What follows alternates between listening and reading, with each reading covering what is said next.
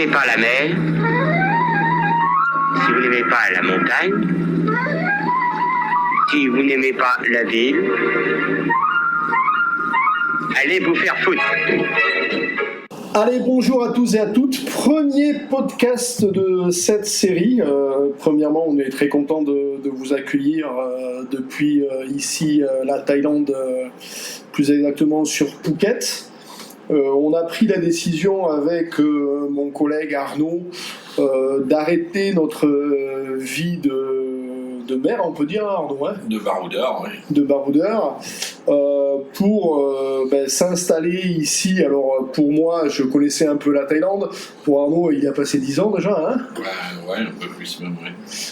Et donc on a monté ici, comme vous le savez maintenant, donc une société où on est resté dans nos domaines de prédilection, puisqu'on a tous les deux passé des années sur les bateaux, à savoir du courtier ou broker, comme vous voulez, sur l'achat-vente de bateaux, donc en national et en international via notre site, et également on propose du charter, du refit, de la maintenance, du SAV. Et de l'expertise, pour finir. Et de l'expertise. Je vais quand même, pour ceux qui me connaissent, on n'a pas besoin, mais je vais laisser Arnaud nous parler un petit peu de lui. Alors moi je sais, mais je préfère que tu fasses ton panégyrique toi-même, comme on dit. Donc déjà t'as quel âge et t'es tombé quand dans la voile? Je suis tombé dans la voile très très jeune parce que mon grand-père était un passionné de laser et là je te parle de ça, je pense que je devais avoir 7-8 ans où j'ai posé la première fois mon cul sur un laser, et puis après le cursus a suivi tout seul puisque j'habitais au bord de la mer à Ajaccio.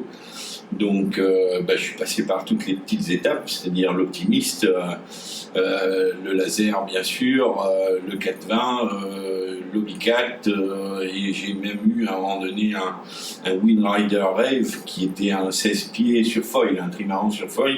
C'était les premiers foils à l'époque qui existaient sur le marché. On était un petit peu en avance d'ailleurs sur la logistique qu'on voit aujourd'hui avec l'Americe Cascap et tout le reste. Tu faisais du développement là-dessus, hein, vous essayez de les... Ouais. Alors on en a... c'était un trimaran qui est venu des États-Unis, qui était fabriqué par un constructeur de kayak qui s'appelait Sam Bradfield, et qui est toujours là d'ailleurs, et qui a lancé une gamme de trimarans au départ de plage, et puis il y a additionné des foils, et c'est devenu le premier trimaran de plage, donc qui était utilisé comme des Obi-4 et autres. Et on a saisi l'opportunité à l'époque de développer ça en France. Donc on en a importé un, puis deux, puis trois. T'as quel âge là quand ça se passe ça?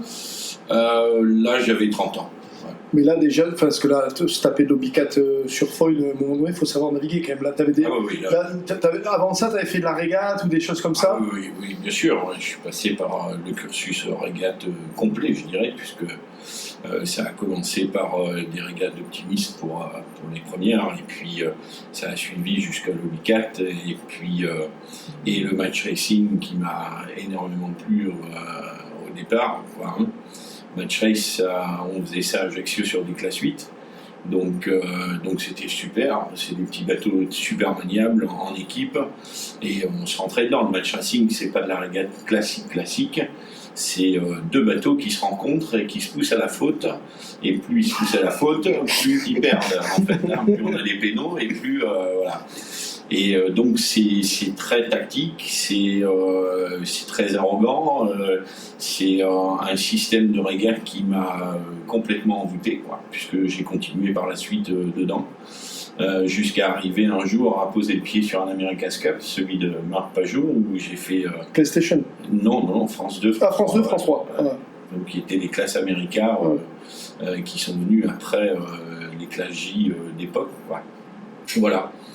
Et puis, j'ai continué ma vie comme ça, à travers pas mal de supports en régate, pour par la suite continuer dans le charter, puisque quand on a reçu France 2 et France 3 après les régates, ces bateaux étaient voués à faire du décharter à Saint-Martin aux Caraïbes, et j'en ai été le responsable. Donc ça a été 3 belles années de ma vie sur des bateaux absolument fabuleux, où on a emmené Monsieur Tout-le-Monde à bord de bateaux typés carbone, titane. Plus que fabuleux. Ah ouais, c'était le must must du must. Et donc on s'éclatait puisqu'on sortait tous les jours et puis on emmenait des gens à la journée et on se tapait des faux matchs racing, mais on mettait les gens en condition, on mettait les gens en condition pour naviguer sur les plus beaux bateaux du monde. C'était vraiment les Formule 1 typés extraordinaires. Et cette époque-là, Ernesto Bertarelli, qui est devenu après par la suite Alinghi, c'était le sponsor de Marc Pajot sur France 2, France 3. Hein. Et donc il nous avait reçus à Saint-Barth avec les bateaux. Quand on les a reçus, voilà, ce qu'il faut expliquer, c'est qu'après la coupe, les bateaux sont rentrés en France et ont subi des modifications, puisque on ne pouvait pas faire de décharter avec une quille de 4 mètres de profondeur sur un site comme Saint-Martin. Donc, et puis il nous fallait des moteurs aussi, c'était pas mal pour sortir des marinas. Donc il y a eu pas mal de modifs, et puis les mâts sont restés tels quels, sauf qu'on ne pouvait plus porter autant de toiles qu'avant. Donc Incidence Bertrand était venu rectifier les voiles plusieurs fois, puisque il a fallu vraiment les réaliser à fond, de façon à pouvoir utiliser les bateaux, je dirais, dans l'alizé permanent des Caraïbes, qui est de 20 nœuds en moyenne. Et voilà, donc on a adapté les bateaux au fur et à mesure. Ça a pris pas mal de temps, et puis après on les a exploités jusqu'à ce que je m'en aille par la suite. Ça a été repris après par d'autres personnes, et puis ces bateaux ont été vendus au groupe Sunsail, et qui les a rapatriés en Angleterre, et on n'a plus de traces à ce jour. Ils doivent mourir quelque part sur un terre-plein, voilà. Et suite à ça, c'est là que tu es passé dans le je dirais le yachtisme de luxe. Voilà, sorti de ça, j'ai continué ma carrière en faisant du charter, ce qu'on appelle du charter proprement dit. Donc j'ai commencé à bosser pour une nouvelle compagnie qui venait d'arriver sur le marché, qui s'appelait VPM. C'était l'association Voisard-Pont-Saint-Maillot. Maillot, c'était Nouvelle Frontière, et donc il lançait des catamarans géants, géants de 82 pieds à 8 cabines, et j'ai commencé par ça. Et puis j'ai continué ma carrière après chez Swan, après chez Stardust, toutes les compagnies qui étaient présentes aux Caraïbes à ce moment-là, quoi. C'était à cette époque-là, l'époque de la défisque, la loi Ponce. Donc il y avait masse de bateaux et énormément de croisières. Et là, les skippers étaient très très recherchés. C'est plus le cas aujourd'hui, mais c'était des belles années à vivre. Et puis ça nous permettait de voyager pas mal, puisqu'on faisait aussi bien des croisières dans les BVI, qui n'étaient pas très loin de Saint-Martin, comme on en faisait aussi dans le sud, sur Antigua, sur Guadeloupe, Martinique et les Grenadines, quoi. Ouais, on reviendra à ça derrière, mais bon, voilà. Tu as une connaissance de ce coin-là. J'y suis resté pas loin de 8 ans sur Saint-Martin, avec des allers-retours, puisque je faisais saison d'hiver sur la Caraïbe et les saisons d'été en Corse chez moi, quoi. Et après, tu as continué à avancer, puisqu'on s'est croisés plus ou moins, plus que moins d'ailleurs. Tu étais sur Oubara. Donc Oubara, pour ceux qui ne savent pas, c'est un Sunreef 82 pieds que tu as chouchouté comme pas possible. Mais entre ça et Oubara, qu'est-ce qui s'est passé ? Il y a eu énormément de... En cours. Le but de ma vie, ça a toujours été de voyager, donc de découvrir le monde. Ce qui fait que les Caraïbes, au bout d'un moment, j'en avais un petit peu marre. Donc j'ai trouvé la première opportunité, ça a été un bateau qui s'appelait Sun Tenares, qui était un plan JFA 85 pieds, un Qatar, et qui s'appelle aujourd'hui Rose C'est la vie, je crois, qui est toujours navigant de toute manière. Et ce bateau, je suis parti de Saint-Martin jusqu'à Panama, et de Panama jusqu'en Polynésie. Et puis là, j'ai retrouvé un autre embarquement sur un Nemo, ce qu'on appelait la flotte VPM encore, ces gros Nautitech 82, bien lourd et pas très véloce, mais très agréable en charter, et surtout sur la Polynésie, où là je me suis régalé. Parce que passer quelques mois là-bas sur les plus beaux atolls du monde, c'était quand même une belle expérience. Et puis le chemin a fait que j'ai traversé d'étape en étape, et puis jusqu'à ce que j'arrive un jour en Asie. L'Asie, c'était un lieu que je voulais absolument faire parce que c'était le pays du sourire levant, parce que c'était c'est un pays absolument sain, sécurite, donc ça me plaisait énormément de découvrir l'Asie. Oh, attends, je vais pas te dire c'était en 1980 et quelques, parce que ce serait... Mais c'est quelle année là? On t'a découvert de l'Asie, c'est quelle année? On parle de combien là? Écoute, j'ai pris mon premier embarquement à... Écoute, j'ai délivré ici, c'est comme ça que je suis arrivé sur la Thaïlande d'ailleurs. J'ai délivré un Nautitech 82, on est encore là-dessus, parce qu'en fait, j'ai fait toute la gamme des Nautitech 82, j'en été le project manager, donc je les connaissais tous, et je me suis un peu imposé sur cette gamme. Il y en a eu 12 de construits, il en reste 7 vivants aujourd'hui. Et bien, un jour, je travaillais pour une compagnie qui s'appelle Dream Yacht Charter, qu'on connaît tous, et donc j'ai délivré un bateau qui s'appelait Neptune, c'était le dernier né, des Caraïbes jusqu'aux Seychelles. Et aux Seychelles, j'ai fait 2 mois de charter dans les plus belles îles du monde, je dirais, et pour délivrer ce même bateau en Thaïlande, à Phuket. Et donc, je suis arrivé à Phuket comme ça. Et quelle année? C'était ça la question. Ah, l'année... à peu près à la louche, hein, on est début 2000. Il y a 15 ans, pile. Donc un peu plus, ça devait être en 2010, ouais. Ok. 2010. Voilà, et puis, bien écoute, de là, j'ai livré donc ce bateau ici à Phuket, où on se trouve aujourd'hui, donc comme quoi l'Asie nous plaît. Et puis de là, le même jour d'arrivée, j'ai rencontré un homme extraordinaire qui s'appelle Georges Caraz. Malheureusement, il nous a quittés, et qui avait construit un bateau absolument génial, qui est une copie de Zaka. Zaka, c'était le bateau d'Aeroflot, qui avait construit un 33 mètres tout en bois. Et Georges a eu la même idée, donc il a repris les plans, il l'a construit à Bira, donc en Indonésie, sous les plans de Zaka, et donc on a vu arriver sur le marché asiatique un splendide bateau qui s'est appelé Raja Laut. Alors en indonésien, Raja Laut, ça veut dire Raja, c'est le dieu, et Laut, c'est la mer, donc c'est le dieu de la mer. Et j'ai eu, sur ce bateau, j'ai passé 3 ans de ma vie à bourlinguer alors j'ai attaqué avec ce bateau à Bornéo, dans une petite ville qui s'appelle Kota Kinabalu, dans le nord-ouest de Bornéo, donc c'est la partie malaisienne de l'île de Bornéo. Ah, t'es souhaité. Et de là, on a commencé à faire du charter, parce que le bateau était sorti de chantier, était tout neuf, donc il fallait le peaufiner, il fallait voir un petit peu tous les réglages, tout ce qui n'allait pas avant de se lancer vraiment dans du charter. Et donc on a commencé cette épopée à Bornéo, à Kota Kinabalu, et on faisait des croisières dans les îles de Matahari, toutes les îles qui longent le nord-ouest de Bornéo. Mais là, la clientèle n'était pas géniale, puisqu'on avait peu de monde, et le bateau ne marchait pas des masses entre guillemets pour l'amortissement qu'il avait. Ouais, on n'est pas encore dans le plein boom des réservations sur Internet, etc. etc. On était loin de ça, donc c'était plus compliqué. Et donc, parce que alors, j'ai appris des choses en même temps que vous là, mais bon, il y en a d'autres que je sais.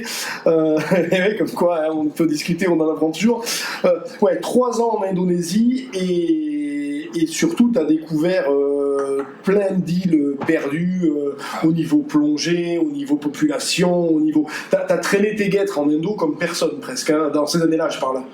On faisait partie, avec ce bateau qui s'appelait Raja Laut, des premiers bateaux qui faisaient du charter plongé, puisque c'était un bateau qui était équipé en plongée, donc avec une vingtaine de blocs et un compresseur Junior Bauer et ainsi de suite.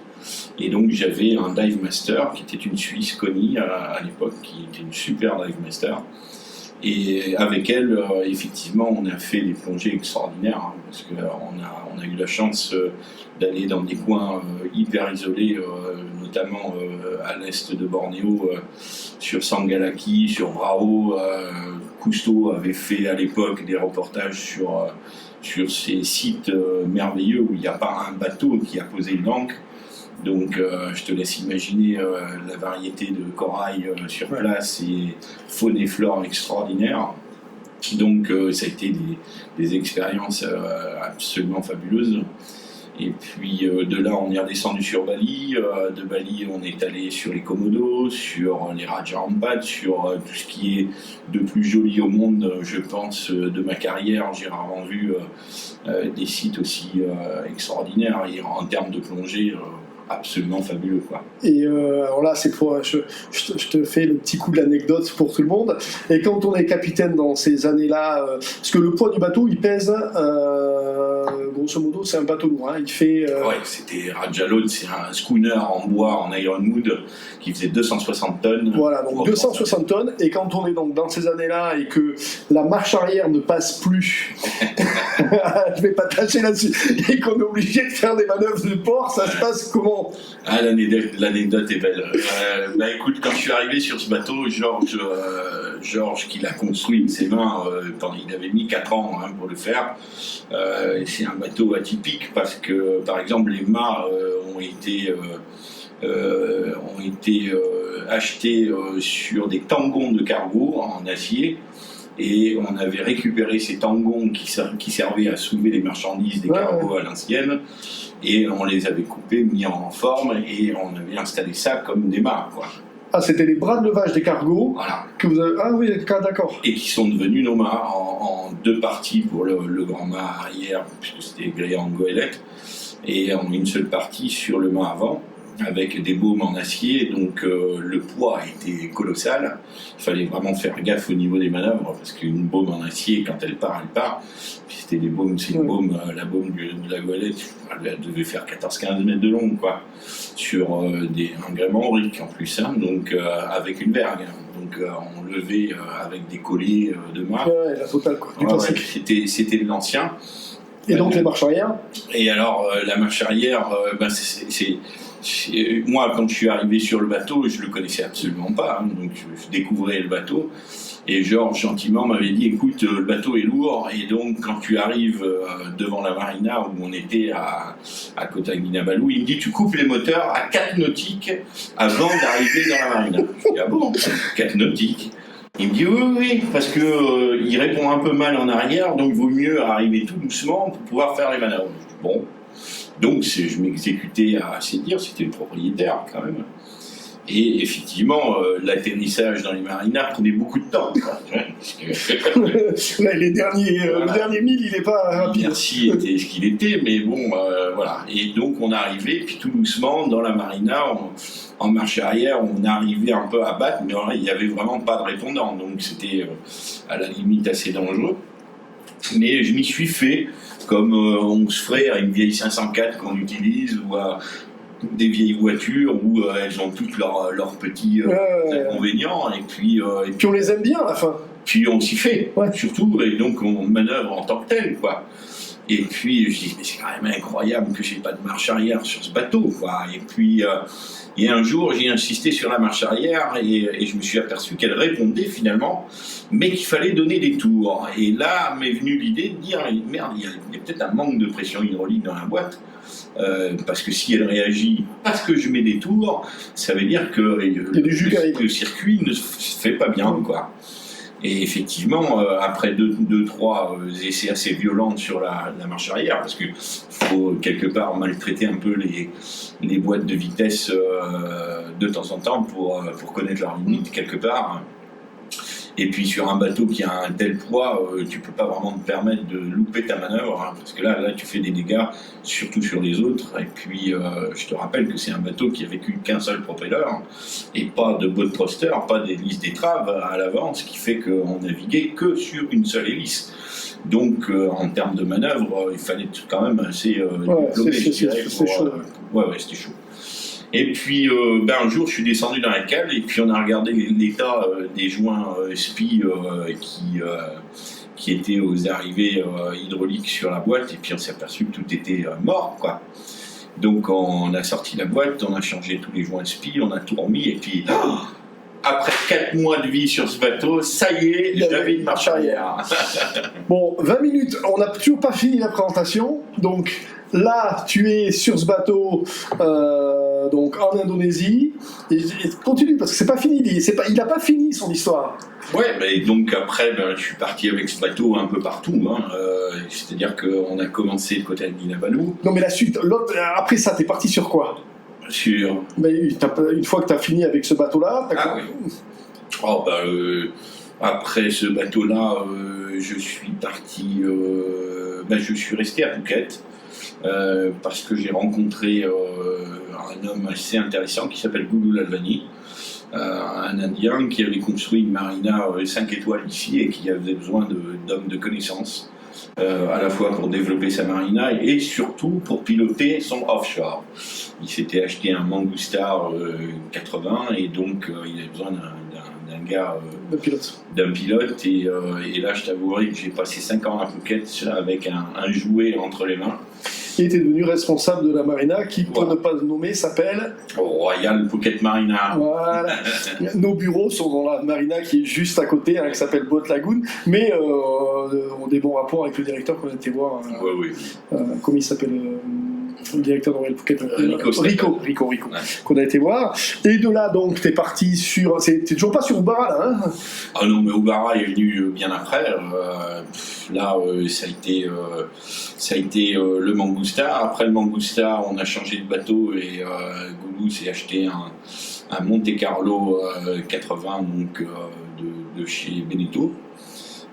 Donc là, c'est les allers-retours en France, le suivi de chantier, le transport du bateau par cargo, la réception et ainsi de suite. Donc tout ça, ça a pris pas mal de temps. Et puis après, on a navigué avec ce bateau j'ai navigué avec pendant 1 an avant de donner ma démission et de partir sur un autre projet qui a été Ubara. Ouais. Voilà. Ubara, Sunreef de 80 pieds. 82 pieds, ouais. 3 ponts. Propriétaire français, oui. Sur lequel tu as fait, on va pas dire un refit, mais tu l'as chouchouté.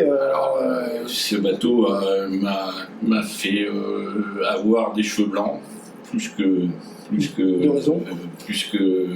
j'en ai aujourd'hui.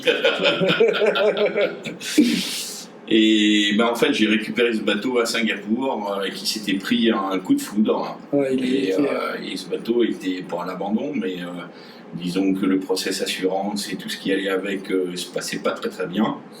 Et donc j'ai décidé de reprendre le flambeau. Donc ça m'a coûté 1 an de vie à Singapour pour rétablir le bateau. De là, on s'est repris un autre coup de foudre au même endroit, ce qui n'a pas arrangé le refit. Et puis j'ai décidé de partir sans matériel obligatoire de navigation, mais il fallait que je sauve le bateau, et Singapour c'était une très mauvaise place.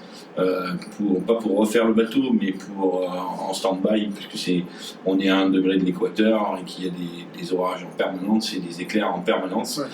Et d'ailleurs, c'est un site qui est pas couvert par les assurances. C'est bizarre, ouais.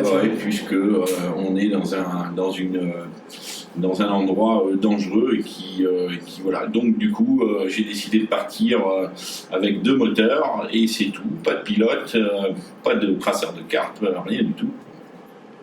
Alors on peut dire à l'ancienne, pas de pilote, pas de traceur de cartes, 2 moteurs, un gréement qui allait. Et donc on a remonté le bateau de Singapour à Phuket et on a fini ce refit à Phuket. Refit surtout en termes d'électronique pour la plupart des choses, puisque quand on se prend une éclair, ça fusille tout ce qui est électrique en général. Et sur ce bateau, il y avait énormément d'électronique. C'était un bateau qui avait été fabriqué pour faire un tour du monde. Ça veut dire que tout était doublé, 2 générateurs, 2 watermakers, 4 écrans de suivi, enfin bref, et c'était de la domométrie partout, donc il a fallu quasiment changer tout ce qui était partie électronique sur ce bateau. Ça a coûté une blinde, pauvre propriétaire, que j'admire, parce qu'il est allé au bout des choses, et puis on a fait un gros dossier qu'on a présenté à l'assureur à Monaco un jour en disant voilà, vous nous devez tant. Mais entre ça, parce que là tu t'enlèves, on est dans la présentation, ça prend un peu de temps, on s'en excuse, mais c'est comme ça. Tu me zappes le canal de Suez, et cet endroit où il y a une piraterie énorme, là où tu t'es fait voler tes portables. Oh, il y a eu tellement d'histoires, ouais. Suez. Il faut repartir dans l'historique, quoi. Mais bon, t'as quand même été passé Suez avec ce bateau. Tout feu éteint, électronique éteint, suivi par des hommes, non? Alors, pas Suez, mais après. C'était à partir de Djibouti, puisqu'on sait que la ligne Djibouti les Seychelles ou Djibouti les Maldives, donc cette partie de l'océan Indien qui longe, qui passe dans le golfe d'Aden, qui longe l'île de Socotra. Et donc, comment s'appelle ce pays de pirates, j'ai un trou de mémoire. Là-bas. Enfin voilà, là-bas, la partie de l'Afrique. Merde, j'ai un trou de mémoire. Enfin bon, bref.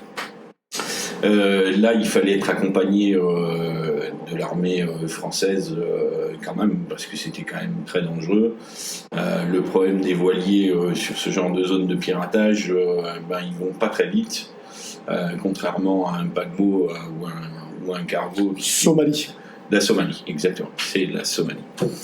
Du coup, quand on passe avec des voiliers dans ces endroits-là, il faut faire vraiment gaffe, parce que c'est avec notre moyenne de 8 à 10 nœuds sur des catas de 80 pieds, on arrive à établir un 10 nœuds, une bonne course levée.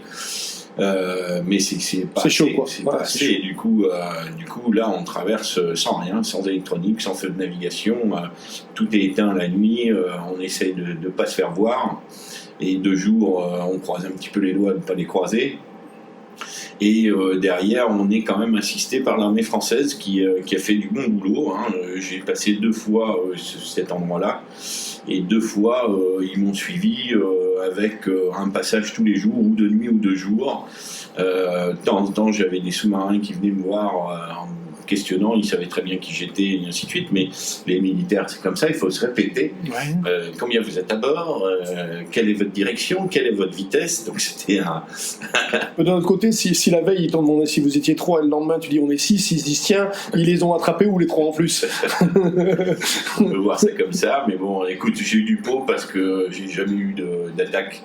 Enfin, pas d'attaque en mer, je dirais sévère. Je me suis fait voler des téléphones à Djibouti, mais ça, je crois que tout le monde est passé par là un jour ou l'autre. Et puis voilà, bon, mais on est arrivé sain et sauf, on a livré les bateaux et c'était notre but et notre job. Donc on l'a fait et ça s'est bien passé. Voilà.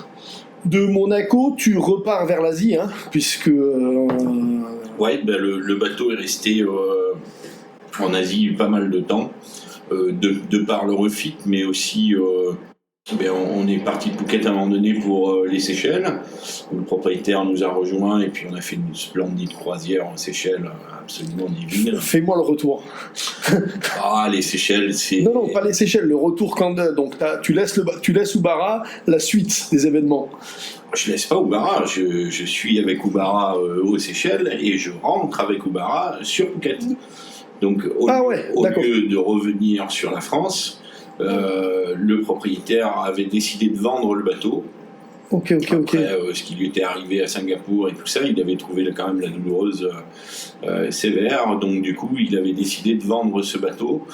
Et c'était des Seychelles où on allait sur Dubaï et on le mettait à la vente sur Dubaï, où on rentrait en France et on le mettait en France à la vente, où on allait sur Phuket parce que, évidemment, les marinas ici sont moins chers qu'ailleurs.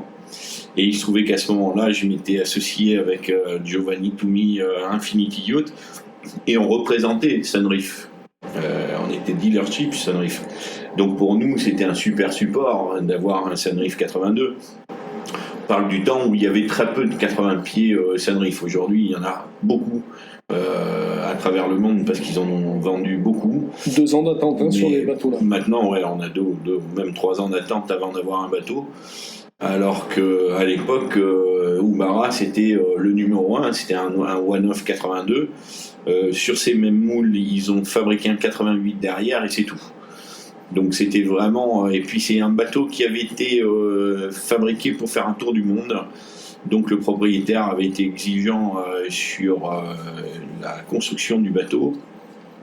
Donc c'était un bateau qui était très très haut sur l'eau. La nacelle était très haute. Le propriétaire avait demandé à ce que on tape pas de vagues sous la nacelle. Donc on avait fait un bateau qui est en franc-bord, qui faisait 3 mètres de franc-bord, ce qui était énorme.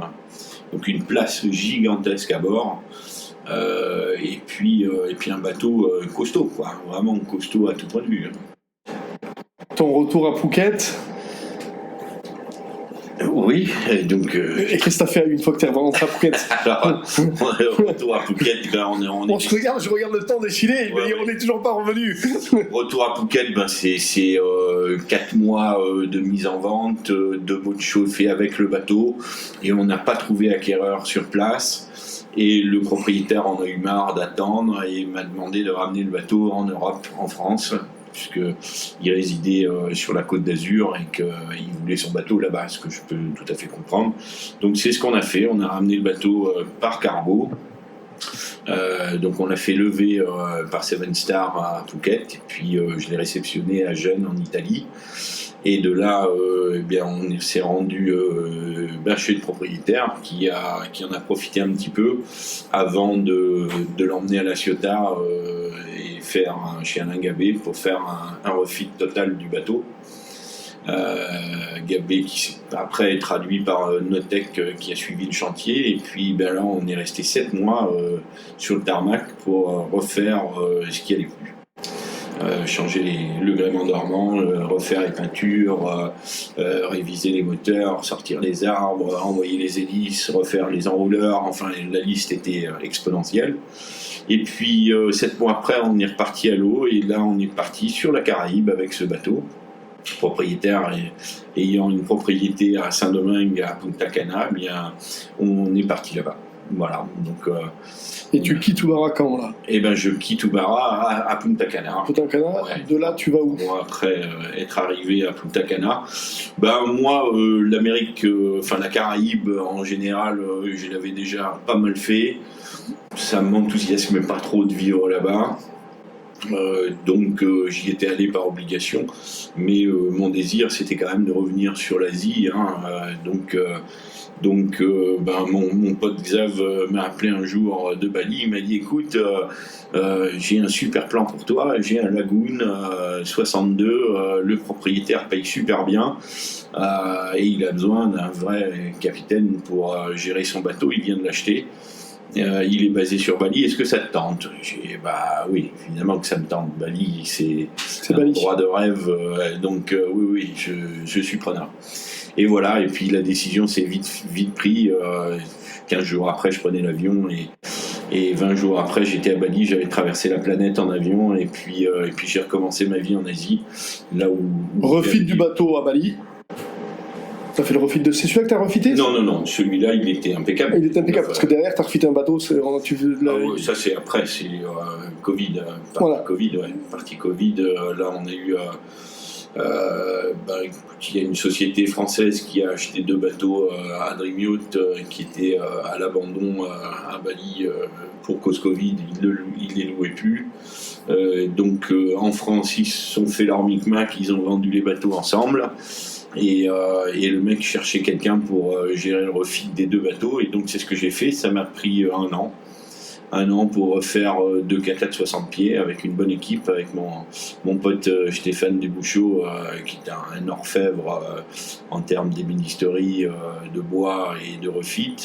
Vous avez, alors je sais pas si au moment de ce podcast on vous aura mis les images sur le site, mais vous aurez toutes les images du refit sur le site, ouais. On va vous mettre ça à peu près. Ouais, là on a eu 2 bateaux qui étaient rincés, qui avaient 14 ans de charter à travers le monde, qui avaient commencé leur vie aux Caraïbes, en Polynésie, en Thaïlande, qui étaient arrivés à Bali et qui étaient vraiment dans des sales états. Et là, on a vraiment tout refait, que ce soit mécanique, plancher, plafond, meubles, tout. On a tout refait de A à Z, donc ça a été un super challenge. Et puis on a rendu le bateau au propriétaire en état impeccable.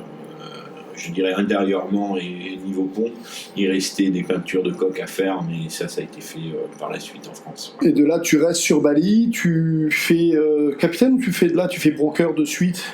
De suite broker. Ouais. Voilà. Et c'est là qu'on s'est retrouvés tous les deux. Voilà. Et que Arnaud est venu me faire signer gentiment un accord de principe. Un accord de principe pour la revente de Libre. Et puis là, on s'est retrouvés. J'ai dit, mais qu'est-ce que c'est cette histoire? Qu'est-ce que tu fais là? Et puis, les fils, les aiguilles, les moutons, le passé. Le potentiel Bali au niveau bateau, c'est vrai que il n'y a pas beaucoup de grosses marinas, etc., etc. On avait alors tous les deux décidé à ce moment-là d'arrêter notre vie de vagabond des mers. Hein, on en a beaucoup parlé. Et moi, je voulais pas du tout rentrer en Europe. Ça n'a jamais été question. Et toi non plus. Hein, tu n'as jamais voulu. Et là, on s'est dit, qu'est-ce qu'on fait? On a des compétences, on a un savoir-faire. Toi, tu pensais monter un restaurant, bar sur Bali.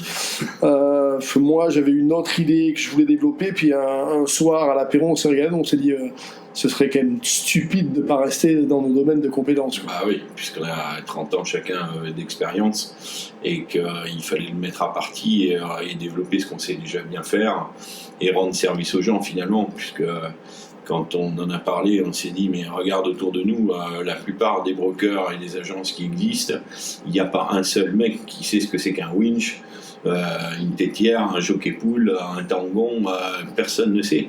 Ouais. C'est des gens qui viennent d'éducation marketing, d'école de commerce et tout ça, qui sont très bons, hein, je ne dis pas le contraire, mais qui n'ont aucune idée de ce que c'est qu'un bateau. Donc on s'est dit avec toi, avec Stéphane, on s'est dit il faut qu'on monte un truc où on va pouvoir s'occuper réellement, à la fois conseiller correctement les gens sur un achat de bateau, ce qui est très important, les suivre sans faire des amis, et puis les conseiller surtout sur la maintenance de leur bateau, sur l'avancement de leur projet, parce qu'on peut être là à n'importe quel moment, quoi. Ouais, puis il y avait plusieurs dunes, on avait tous les deux, donc on a, bon, je vous fais grâce du process, mais bon, on a pris un bout de papier, on a écrit un petit peu tous les dysfonctionnements qu'on avait rencontrés. Alors moi, j'avais déjà, on était en train de travailler sur le nouveau système de relâche des radeaux de survie, puis on avait d'autres idées, puis avec Arnaud, on s'est dit, ouais, puis il y a une deuxième chose qu'on a aussi, c'est que nous, on les connaît, les bateaux, on connaît l'historique, c'est-à-dire qu'on connaît les faiblesses de telle marque, les faiblesses de telle autre marque. Tu as eu un propriétaire dernièrement qui a acheté un bateau, tu lui as dit, va pas là-dessus, puis finalement, c'est un regret, il a dit, merde, si j'avais su, je t'aurais écouté. Et il y a ça aussi, il n'y a pas que le fait de connaître les bateaux, c'est que quand il y a passé énormément de temps sur énormément de marques, le conseil, il est complètement différent que celui qui arrive dans le business, qui a fait une école de commerce, qui voit les séries de bateaux sortir, hein, donc il les connaît de nom, il est monté dedans, il a vu les cuisines et les intérieurs, mais quand tu as navigué dessus, tu sais que ce bateau-là il marche, tu sais que ce bateau-là il se traîne, tu sais que ce bateau-là en faisant ça va mieux, et tout ça, c'est une valeur ajoutée dans du conseil, quand quelqu'un te parle d'un programme, avec qui il veut partir, quelles sont ses connaissances, que tu trouves nulle part ailleurs, quoi. Tout à fait. Je trouve ça important d'être un bon conseiller en mer. On l'a été toute notre vie en tant que capitaine. On a été le conseiller de nos clients en permanence, de nos propriétaires. Et aujourd'hui, on ouvre la porte à tout le monde et on va, je pense, rendre service à énormément d'acquéreurs de bateaux par nos bons conseils, et puis leur permettre d'économiser de l'argent, puisque toute ma vie je n'ai fait que ça, faire économiser de l'argent à mes propriétaires, parce que un bateau ça coûte cher, et en entretien ça coûte cher, et s'il y a une bonne maintenance, ça coûte vachement moins cher. Ouais, puis faut dire ce qui est, quand tu achètes quelque chose qui est pas fait pour ton programme, ou parce que t'es mal conseillé. Moi j'ai rencontré un gars, il était sur un salon, il a trouvé le bateau qui était bien, il l'a acheté, puis je l'ai rencontré aux Antilles, il m'a dit c'est pas du tout ce que j'aurais dû acheter, le mec il connaissait rien. Et tu dis ouais, mais t'as mis 150 000, 200 000, 250 000, 300 000 euros dans un bébé pour finalement 6 mois ou un an plus tard te dire bon, il faut que je le revende, c'est pas ça que je veux, parce que j'avais pas l'expérience avec Maman Gelée, je me rends compte que c'est ça. c'est aussi énormément de temps et d'argent économisé. Hein. Oui, c'est clair. Donc voilà pour ce petit panégyrique hein, qui nous aura pris 40 minutes. Donc voilà, et on va, après une courte pause boisson que vous ne verrez pas, on va attaquer le dossier de l'Asie. Orangina, Orangina. Secouez-moi, secouez-moi. Si vous n'aimez pas la mer, si vous n'aimez pas la montagne, si vous n'aimez pas la ville, allez vous faire foutre.